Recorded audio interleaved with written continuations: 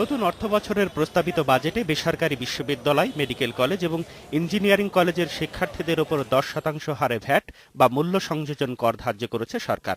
এই প্রস্তাব বাস্তবায়িত হলে টিউশন ফি, ভর্তি ফি, পরীক্ষার ফি, সেশন চার্জ সহ সব ধরনের খরচের ওপর 10% অতিরিক্ত অর্থ দিতে হবে শিক্ষার্থীদের। প্রস্তাবিত এই ভ্যাট বাতিলের দাবিতে এরই মধ্যে আন্দোলনে নেমেছে বেসরকারি বিশ্ববিদ্যালয়ের শিক্ষার্থীরা।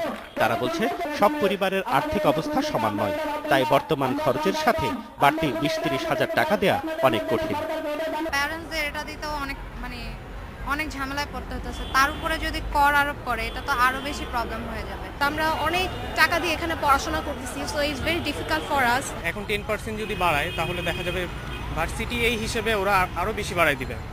বেসরকারি বিশ্ববিদ্যালয়, মেডিকেল কলেজ মিলিয়ে প্রায় 4.5 লাখ শিক্ষার্থী শিক্ষা নেয়। গড়ে শিক্ষার্থীরা 2 লাখ টাকা টিউশন ফি দেয়। 10% ভ্যাট ধরা হলে জনপ্রতি শিক্ষার্থীকে 20,000 টাকা থেকে 2 লাখ টাকা অতিরিক্ত দিতে হবে।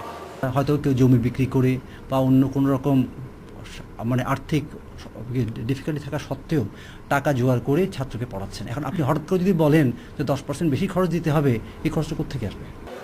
শিক্ষাবিদরা বলছেন, সরাসরি উচ্চশিক্ষার উপর ভ্যাট আরোপ না করে প্রতিষ্ঠানের লাভের উপর কর বসানো হলে শিক্ষার্থীদের উপর চাপ পড়ত না।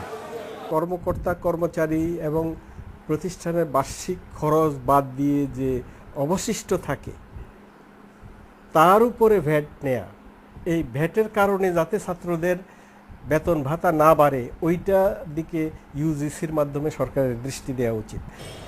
অবশ্য 2010-11 অর্থবছরে বেসরকারি বিশ্ববিদ্যালয়ের আয়ের ওপর 4.5% কর প্রস্তাব করা হলেও পরে তা প্রত্যাহার করা হয়।